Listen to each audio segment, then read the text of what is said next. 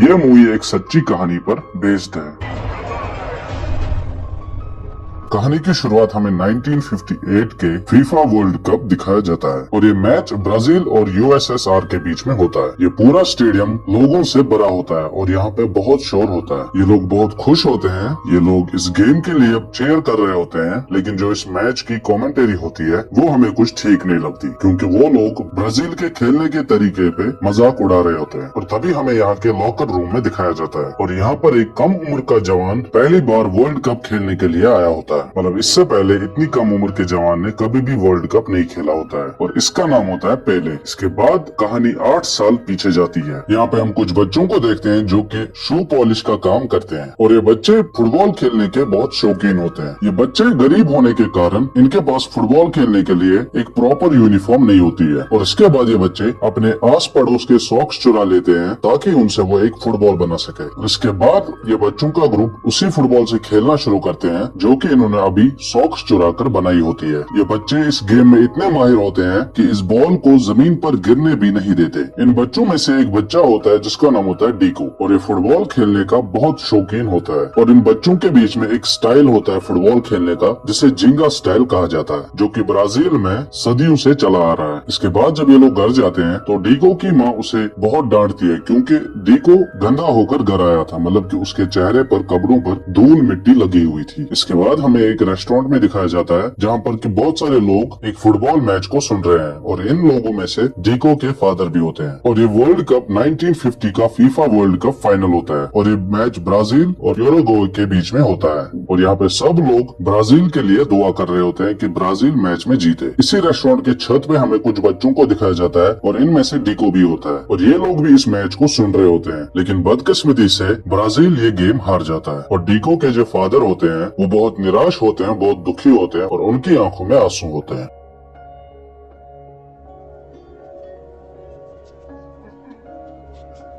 अपने बाप को रोते हुए देखकर डीको अपने बाप से ये प्रॉमिस करता है कि वो ब्राजील के लिए एक दिन वर्ल्ड कप जरूर जीतेगा।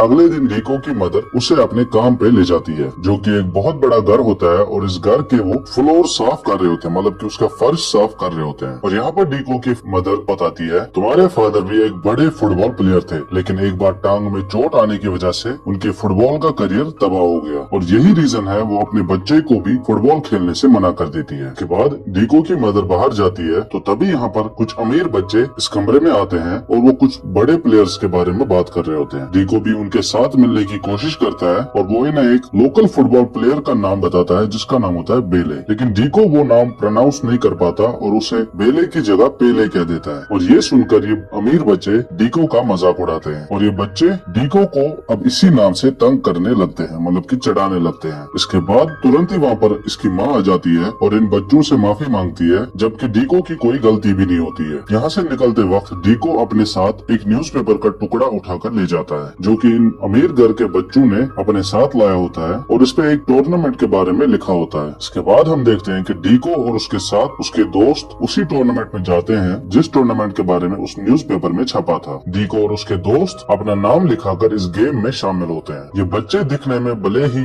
गरीब और मजबूर हो और इनके पास फुटबॉल खेलने के लिए एक प्रॉपर किट भी नहीं होती है, इसके बावजूद भी इन बच्चों के खेलने का तरीका और स्किल्स बहुत ही शानदार होते हैं और इसी खेलने के अंदाज और तरीके से ये लोग बाकी सभी टीम्स को पीछे छोड़कर फाइनल्स तक पहुंच जाते हैं और इसके बाद इनका फाइनल होता है और ये अपोजिट टीम वही होती है जिन लोगों ने डीको का मजाक बनाया था। ये अमीर बच्चे डीको और उसके दोस्तों से बहुत बड़े होते हैं और इनके पास खेलने के लिए एक प्रॉपर फुटबॉल यूनिफॉर्म, मतलब एक पूरी किट होती है और इस ग्रुप का जो लीडर होता है वो डीको के ग्रुप का मजाक बनाता है और वो इन्हें कहते हैं कि जूते तुम्हारे पास है नहीं और खेलने के लिए चले आते हो। और ये बात सच भी होती है। डीको की जो टीम होती है उनके पास फुटबॉल खेलने के लिए जूते नहीं होते हैं और ये सब सुनने के बाद डीको और उसके दोस्त अगली गेम में जूते लाने का फैसला करती है और जबकि इनके पास जूते खरीदने के पैसे नहीं होते हैं तो डीको और उसके दोस्त इसी गांव में एक दुकानदार की मूंगफलियां चुरा लेते हैं और वो मूंगफलियां बेचकर ये लोग अपने लिए सेकंड हैंड जूते लाते हैं और ये सब करते हुए उन्हें वो दुकानदार देख लेता है और वो इनके पीछे दौड़ने लगते हैं, लेकिन किसी भी तरह से डीको और उसके दोस्त इन सब से भागने में कामयाब होते हैं। इसके बाद जब जब डीको और उसके दोस्त ये मूंगफलियां बाजार में लोगों को बेच रहे होते हैं तो तभी वो अमीर घराने के बच्चे वहाँ पर आकर इन लोगों की फिर से इंसल्ट करने लगते हैं। लेकिन ये अमीर घराने का जो लड़का होता है वो डीको को बहुत तंग करता है और उसे पहले पहले नाम से बुलाने लगता है। डीको को इस बात पर गुस्सा आता है और वो इसे एक जोर का थप्पड़ झाड़ देता है और इस कारण इन दोनों ग्रुप्स के बीच में लड़ाई होती है। घर पहुंचने के बाद डीको की माँ उससे पूछती है कि तुम्हारे चेहरे पर ये जख्मों के निशान कैसे हैं? तो डीको उसे जवाब देता है कि टीचर ने मुझे मारा है। और यहीं पर बैठे डीको के फादर ये सब सुनकर कहते हैं कि वो उस टीचर से कल मिलेंगे। इसके बाद जब डीको की मदर अपने काम पे जाती है तो डीको के फादर उसे अपने काम पे अपने साथ ले जाते हैं और रास्ते में वो उसे बताता है कि उसे सब कुछ पता है जो तुम लोगों के बीच में फाइट हुई और उस फुटबॉल टूर्नामेंट के बारे में भी सब कुछ पता है। गुस्सा होने के बजाय डीको के फादर उसे बोलते हैं कि अपने गुस्से को साइड में रखकर अपने ओपोनेंट को अपने स्किल्स और अपने अनुभव से उसका जवाब दिया करो। और ये बात सुनकर डीको बहुत खुश होता है क्योंकि डीको के फादर भी उसके साथ होते हैं। उसके बाद वो दिन आता है जब इनके टूर्नामेंट का फाइनल मैच होता है। ये एक छोटा मोटा टूर्नामेंट होता है इसी गाँव में और यहाँ पर सब लोग उन अमीर बच्चों के लिए तालियां बजा रहे होते हैं और उनके लिए खुश होते हैं। और ये सब लोग डीको को पहले पहले नाम से बुलाकर उसका मजाक उड़ा रहे होते हैं। डीको और उसकी टीम किसी तरह से फुटबॉल बूट्स का मैनेज कर लेती है, लेकिन जब ये लोग देखते हैं तो वो जूते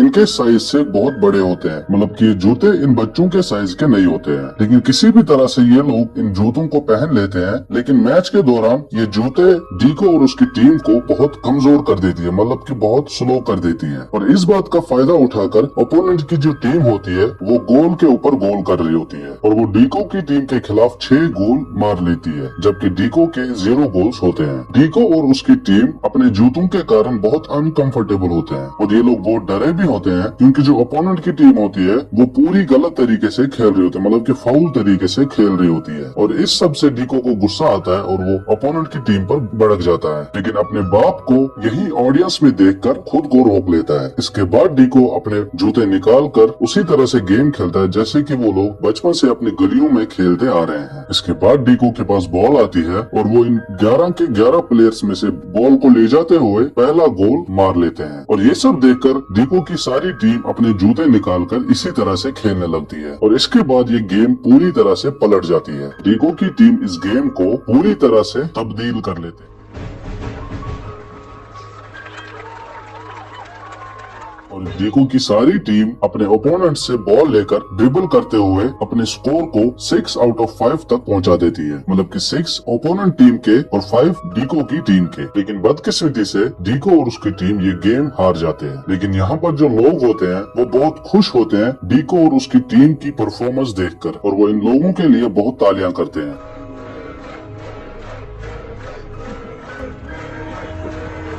इसके बाद जब गेम खत्म होती है तो यहाँ पर वो लोग आते हैं जिन लोगों से डीको और उसकी बच्चा पार्टी ने वो पीनट्स चुराए थे, मतलब कि मूंगफलियां चुराई थी। और इसके बाद वो इन लोगों के पीछे दौड़ते हैं जिसके वजह से डीको और उसके साथी जंगल की तरफ चले जाते हैं। भागते भागते डीको का एक दोस्त पेड़ की एक टहनी से टकरा कर नीचे गिर जाता है और तभी डीको वापस आकर उसे वहाँ से अपने साथ ले जाता है। और उसके बाद ये लोग एक छोटे से होल में घुस जाते हैं, मतलब कि एक बिल जैसा बना होता है उसी में घुस जाते हैं अपने आप को चोरी रखने के लिए। और इसके बाद यहाँ पर बारिश शुरू होने लगती है और इसी के साथ यहाँ पे लैंडस्लाइड होती है, मतलब कि जमीन धंसने लगती है। और इसके बाद डीको तो बाहर निकल जाता है लेकिन उसका दोस्त अंदर ही फंस जाता है और इसके कारण उसकी मौत हो जाती है। इसके बाद डीको अपने घर आता है और अपनी माँ को रोते हुए इस सब के बारे में बताता है और इस सब के कारण वो अपने आप को दोषी ठहराता है। अब हम डीको को पेले नाम से बुलाएंगे। अगले दिन पेले का फादर उसे अपने साथ काम पर ले जाता है और वो उसे कल रात की घटना से थोड़ा डिस्ट्रैक्ट करना चाहता है। और इसके बाद इसका बाप अपने बेटे को खुश करने के लिए अपनी कुछ स्किल्स दिखाता है और वो मैंगो पकड़कर फुटबॉल की स्किल्स दिखाता है। कुछ दिनों तक तो वो उसे इग्नोर करता है, लेकिन कुछ दिन बाद पहले अपने बाप के साथ मैंगो उठाकर प्रैक्टिस करने की कोशिश करता है। इसके बाद वक्त बीत जाता है और हम देखते हैं कि पहले अब 15 साल का हो चुका है। तभी इसकी माँ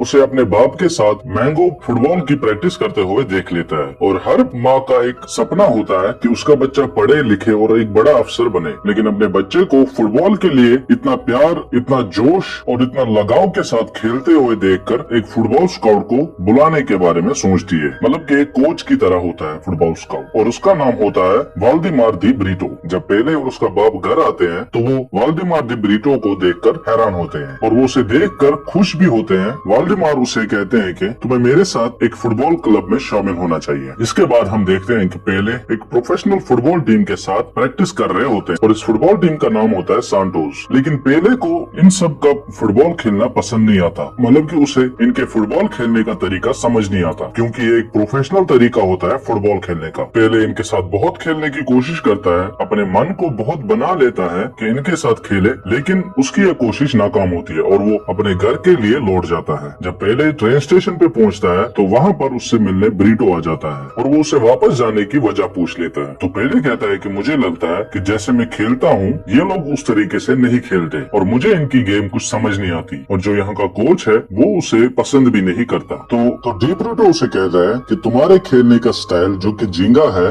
उसकी एक बहुत तवील और एक अद्भुत हिस्ट्री है। तो पेले कहता है तो फिर हमारा कोच इस चीज से नफरत क्यों करता है? तो डी ब्रीटो उसे कहता है कि ये सब 16वीं शताब्दी के शुरू में शुरू हुआ था, जब पुर्तगीज ब्राजील आए थे अफ्रीकन स्लेव्स के साथ। लेकिन अफ्रीकन का साहस और हिम्मत बहुत मजबूत थी और उन लोगों में से बहुत लोग जंगल की तरफ भागने लगे और अपने आप को बचाने के लिए उन लोगों ने अपने बीच में एक तरीका अपनाया जिसे कहा जाता था जिंगा, और इसे कहा जाता था foundation of capoeira, the martial art of war. मतलब कि एक तरह से लड़ने का तरीका था। और जब स्लेवरी पूरी तरह से खत्म हो चुकी थी, जो लोग जंगल में गए थे जिन्हें कैपोरिस्टास कहते थे, वो जंगल से बाहर आने लगे और उन लोगों को यहाँ पर पता चला कि जो हमारे लड़ने का तरीका है अब वो काम नहीं कर सकता, मतलब कि अब वो एक दुरुस्त तरीका नहीं है लड़ने के लिए। और उन लोगों ने फिर फुटबॉल को देखा और उन लोगों को लगा कि ये जिंगा को प्रैक्टिस करने के लिए एक बेहतरीन रास्ता है बिना किसी जमेले के, मतलब कि विदाउट बीइंग अरेस्टेड। और जो ये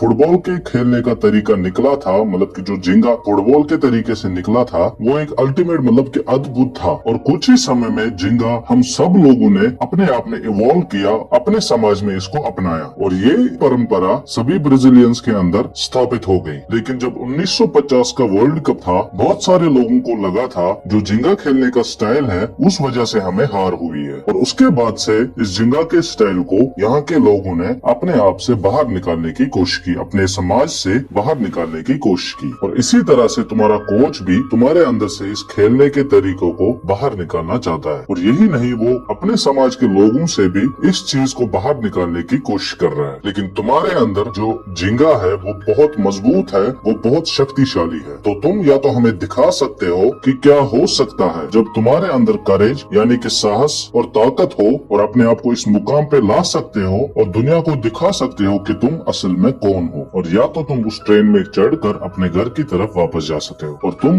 ये बात कभी नहीं जान सकोगे कि तुम्हारे अंदर क्या छुपा है और तुम दुनिया को क्या दिखाना चाहते थे। इसके बाद दी ब्रीटो यहाँ से जाने लगता है तो पेले सोच में पड़ जाता है और वो सोच लेता है कि मैं अब यहाँ पे रुकूंगा और मैं इनके साथ खेलूंगा। अगले दिन जब यहाँ पर एक प्रैक्टिस मैच होता है तो पेले की परफॉर्मेंस कुछ ठीक नहीं होती है और इस बात से उसका कोच नाराज भी होता है। और तभी उसे अपने बाप की याद आती है जब वो उसे मैंगोज के साथ प्रैक्टिस करते हुए सिखा रहा था। और जो वाल्डेमार दी ब्रीटो होता है वो उसके लिए बहुत खुश होता है, क्योंकि वाल्डेमार को पेले पर भरोसा होता है। तो पेले सोच लेता है कि अब मैं वैसे ही खेलूंगा जैसे मैं इस खेल को जानता हूँ। पेले बॉल पकड़ लेता है और सभी प्लेयर्स के बीच में से ड्रिबल करते हुए बॉल को हवा में उछालकर उसे एक शानदार तरीके से गोल कर लेता है। और इस बात से कोच बहुत ही शॉक हो जाता है, क्योंकि जिस तरीके से पेले ने गोल किया था ऐसा कभी किसी ने नहीं किया था, और वो इसे दोबारा करने को कहता है। तो पेले दोबारा से खेलता है और पेले के खेलने के तरीके से यहाँ पर सब लोग सरप्राइज होते हैं और पेले यहाँ पर दूसरी टीम्स के साथ भी ऐसे ही खेलने लगता है और इन सब को मात देकर इन सब को हरा देता है। और ये खेल देखकर यहाँ पर सब लोग हैरान हो जाते हैं, क्योंकि ये पेले का खेलने का एक प्रिमिटिव तरीका होता है, उसका एक अपना तरीका होता है और पेले बहुत ही यंग होता है। इसके बाद पेले की प्रमोशन होती है जूनियर टीम से प्रो टीम तक। इसके बाद पेले हर कंट्री के साथ एक मैच खेलने जाता है और जीत हासिल करके आता है। इसके कुछ दिन बाद पेले अपने घर वापस आता है और अपनी फैमिली को एक सरप्राइज विजिट देता है और वो अपनी फैमिली के लिए कुछ गिफ्ट्स भी लाता है और वो अपने बाप के लिए एक रेडियो भी लाता है। तो ये लोग यहाँ पर इसी रेडियो से 1958 के होने वाले मैच के अनाउंसमेंट के बारे में इसी रेडियो से सुनने लगते हैं। पेले को कोई भी उम्मीद नहीं होती है कि वो नेशनल नेशनल टीम में सेलेक्ट हो सकते। लेकिन इस सब के बावजूद ये लोग रेडियो सुनते रहते हैं और इसी के बीच पेले नेशनल टीम की सिलेक्शन में सेलेक्ट हो जाता है। इसके बाद जब पेले वापस जाने लगता है तो उसका बाप उसे कहता है कि अपने और अपने खेलने के तरीके पे पूरा भरोसा रखो। इसके बाद पेले यहाँ से निकलता है और अपनी टीम के पास पहुंच जाता है, मतलब कि जो इनकी इंटरनेशनल टीम होती है। इसके बाद पेले अपनी टीम से मिलता है और ये सब लोग बहुत ही फ्रेंडली होते हैं। तभी यहाँ पर कुछ रिपोर्ट्स आकर ब्राजील के खेलने के तरीके पे मजाक बनाते हैं, क्योंकि इनके खेलने का तरीका होता है जिंगा और ये लोग इस पे मजाक बनाते हैं। इसके बाद जो इनकी टीम का कोच होता है वो उसे अपने पास बुलाकर वो उसे वार्निंग देता है कि तुम जिंगा स्टाइल से फुटबॉल कभी नहीं खेलोगे। अगले दिन पेले जो कि ट्रेडिशनल फुटबॉल खेलने का तरीका होता है, मतलब यूरोपियन वे, उस तरीके से खेलने की कोशिश करता है। लेकिन इस हिसाब से उसे खेलने में बहुत तकलीफ होती है, तो वो अपने तरीके से खेलने की कोशिश करता है। लेकिन तभी अचानक से उसके घुटने में चोट आने की वजह से पेले जख्मी हो जाता है। तभी यहाँ पर डॉक्टर आता है और उसे कहता है कि शायद तुम वर्ल्ड कप के लिए खेल न पाओ। इसी रात को पेले अपनी माँ को फोन करता है और उसे अपनी इंजरी के बारे में बताता है। उसकी माँ ये सब सुनकर उदास होती है, लेकिन वो उसे हिम्मत भी देती है कि भरोसा रखो, सब कुछ ठीक हो जाएगा। इसके बाद वर्ल्ड कप स्टार्ट होता है और ब्राजीलियन टीम शुरुआत के कुछ मैच जीतने में कामयाब हो जाती है। और जबकि ये गेम बहुत ही खतरनाक होती है तो इस चीज से बहुत सारे प्लेयर्स जख्मी हो जाते हैं। और ये सब देखकर जो कोच होता है वो पेले को खेलने के लिए बुलाता है, क्योंकि इनके पास कोई और प्लेयर्स नहीं होते हैं। लेकिन पेले यहाँ पर कुछ एक्सक्यूज बनाने की कोशिश करता है, लेकिन उसका कोच उसे जबरदस्ती खेलने पे बोलता है। अगली सीन में पेले और उसकी टीम मैदान में आती है और इस दौरान उसका कोच उसे कहता है कि जो यूरोपियन तरीका है खेलने का, उसी तरीके से खेलना। गेम के दौरान पेले उसी तरह से खेलता है जैसे कि उसके कोच ने बोला था और ब्राजीलियन टीम ये मैच जीत जाती है। अगला जो मैच होता है वो होता है सेमीफाइनल्स का और इस गेम में अपोनेंट होता है फ्रांस। फ्रांस की टीम एक गोल करने में कामयाब होती है, जबकि ब्राजीलियन की टीम अभी कोई भी गोल करने में सफल नहीं होती। फर्स्ट हाफ होने के बाद जब ये लोग अपने ड्रेसिंग रूम में जाते हैं तो पेले अपने चारों तरफ नजर मारता है और वो यहाँ पर सभी जख्मी और थके हुए प्लेयर्स को देखता है और इस चीज से पेले बहुत ही निराश होता है, मतलब कि उसकी हिम्मत टूट जाती है। वो अपने एक प्लेयर के पास जाता है, सेकंड हाफ में रिप्लेस करने के लिए बोलता है, लेकिन उसका टीममेट इस बात को मानने के लिए तैयार नहीं होता और उसे ये भी कहता है कि तुम अपने होशो हवास में इस गेम को नहीं खेल रहे हो। और वो ये भी कहता है कि तुम इस यूरोपियन वे के खेलने से बहुत ही तंग आ गए हो और वो पेले को उसी स्टाइल में खेलने को कहता है जैसे कि वो अपने बचपन से लेकर खेलते आ रहे हैं और इस गेम को जीतने के लिए बोलता है। इसके बाद जब पेले सेकंड हाफ में खेलने आता है तो पेले से बॉल छूट जाती है। तभी उसे अपने दोस्त की कही हुई बात याद आती है कि उसने कहा था अपने तरीके से खेलो। इसके बाद पेले बॉल के ऊपर हमला कर देता है और उसी तरीके से खेलता है जैसे कि वो खेलता आ रहा था और यहाँ पे हर प्लेयर के बीच में से ड्रिबल करते हुए एक बहुत ही शानदार गोल करता है।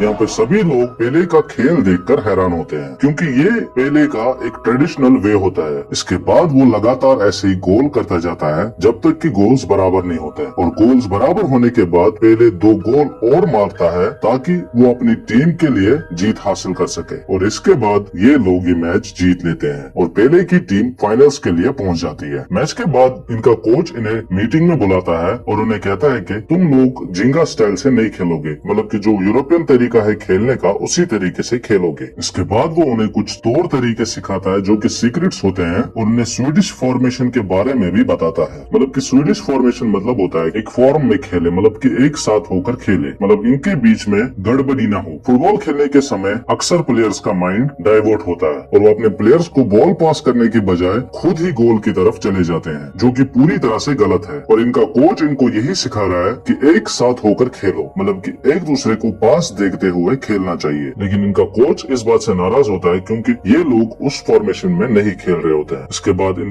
दोनों टीम्स का एक प्रेस कॉन्फ्रेंस होता है तो जो स्वीडिश टीम का कोच होता है वो ब्राजीलियन टीम का मजाक उड़ाने लगता है, क्योंकि इनके खेलने का तरीका अलग होता है और वो ये भी कहता है कि अगर ब्राजील ने इसी तरीके से खेलना कंटिन्यू किया तो वो ये मैच भी हार जाएंगे जैसे कि उन्होंने इससे पहले भी हारा था। और ये सब सुनने के बाद जो ब्राजील टीम का कोच होता है उसे गुस्सा आता है और वो यहाँ से निकल जाता है। इसी रात को पहले अपने बाप को फोन करता है और उसे अपनी टीम की इस सिचुएशन के बारे में बताता है। और ये सुनकर उसका बाप उसे कहता है कि अपनी टीम को एक साथ जोड़ने की कोशिश करो, जैसे कि तुम बचपन में अपने दोस्तों को एक साथ जोड़ने की कोशिश करते थे। अगले दिन जब पेले के दिमाग में यही ख्याल होता है कि उसे अपनी टीम को एक बनाना है, पेले इन लोगों को चैलेंज देता है कि हम यहाँ से अगले लाइट हाउस तक ले जाने की कोशिश करते हैं। पहले तो ये सब प्लेयर्स मना कर देते हैं, लेकिन जल्द ही ये सब मान जाते हैं। इसके बाद ये फुटबॉल को इस होटल से अगले लाइट हाउस तक ले जाने की कोशिश करते हैं। मतलब ये बॉल जमीन पे नहीं पड़नी चाहिए, मतलब कि ये हवा में ही इन लोगों के बीच में घूमती रहनी चाहिए। और ये एक बहुत ही कठिन टास्क होता है। और ये सब देखकर कोच को ये एहसास होता है जो कुछ भी इन लोगों को ये सिखा रहा है वो सब गलत है। इसके बाद वो अपनी टीम से मिलता है और उनसे माफी मांगता है इस बात के लिए कि जो तरीका मैंने तुम्हें सिखाया है और जिस बात में मैंने तुम्हें मजबूर किया कि इस तरीके से खेलो, उस बात के लिए माफी मांगता है। और वो अपनी टीम को फाइनल्स में जिंगा स्टाइल में फुटबॉल खेलने को कहता है और कहता है कि दुनिया को दिखाओ कि ब्राजील का फुटबॉल खेलने का तरीका कैसा है। ये हर कोच की एक जिम्मेदारी होती है कि बड़ा मैच खेलने से पहले अपनी टीम को उस मैच के लिए तैयार करे। अगर प्रैक्टिस से नहीं तो अपनी टीम को एक ऐसी स्पीच दो कि उस स्पीच से तुम्हारी टीम का हौसला बुलंद हो। इनका कोच ये भी कहता है कि चाहे हम ये मैच जीते या हारे, हम आज दुनिया को अपने खेलने का तरीका दिखाएंगे और एक ऐसा तरीका दिखाएंगे जो दुनिया में कभी किसी ने नहीं देखा होगा। I don't know if we will win, but I do know that we will show them a beautiful game. इसके बाद मैच शुरू होता है और दोनों टीम्स मैदान में होती है। गेम शुरू होती है और स्वीडिश टीम जो होती है वो 4 मिनट के अंदर अंदर ही अपना पहला गोल मार लेती है। और ये सब देखकर जो भी ब्राजीलियन फैंस होते हैं, मतलब कि सपोर्टर्स होते हैं, वो सब लोग शॉक में पड़ जाते हैं, क्योंकि जो स्वीडन के प्लेयर्स होते हैं वो सब पेले के आसपास गिरे रहते हैं, मतलब कि उसे खेलने नहीं देते हैं। स्वीडन के पहले गोल करने पर पेले की सारी टीम निराश होती है और पेले यहाँ का क्राउड देखकर बहुत ही निराश होते हैं, क्योंकि जो स्वीडन के सपोर्टर्स होते हैं वो सब लोग खुश होते हैं और जबकि ब्राजील के जो सपोर्टर्स होते हैं वो सब लोग उदास होते हैं। और ये सब देखकर पेले के अंदर जोश आता है और वो अपना पहला गोल करने के लिए दौड़ता है।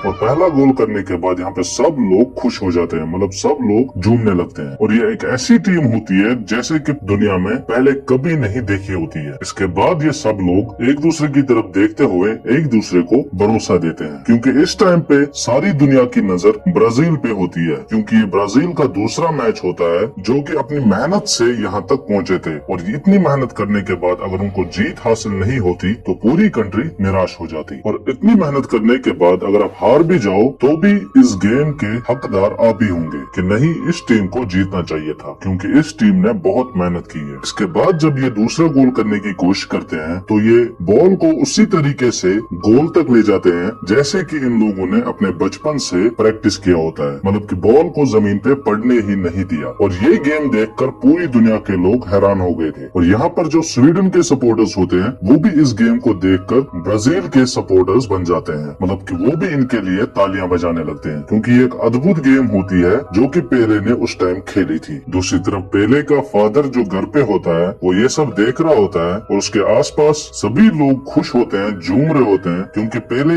एक के ऊपर एक गोल करता जा रहा था। तो पेले के फादर के आंखों में हम वो आंसू, उसके चेहरे पर वो खुशी साफ साफ देख सकते हैं, मतलब ऐसा मानो कि उसके बरसों का एक सपना पूरा हो गया हो। तभी इसकी माँ यहाँ पर आती है। ये दोनों एक दूसरे को देखकर बहुत खुश होते हैं और इनको अपने बच्चे पर गर्व होता है कि वो आज अपने देश के सपने को पूरा कर रहा है।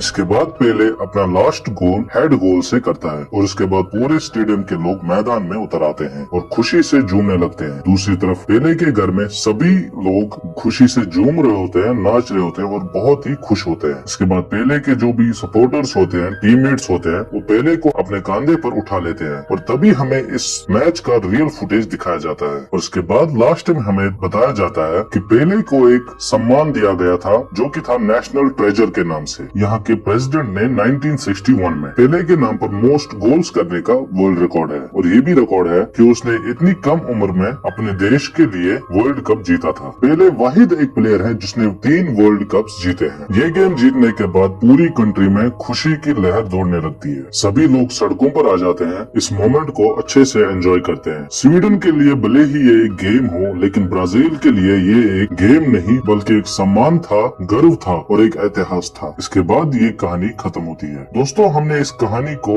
जितना अपने लफ्जों में बयान कर सकते थे उससे कई ज्यादा की, क्योंकि ये स्टोरी लफ्जों से बयान नहीं हो सकती। मेरी एक सजेशन है कि आप इस मूवी को खुद देखें और मेरा दावा है कि आपकी आंखों में आंसू जरूर आएंगे। और इसी के साथ ये सच्ची कहानी खत्म होती है।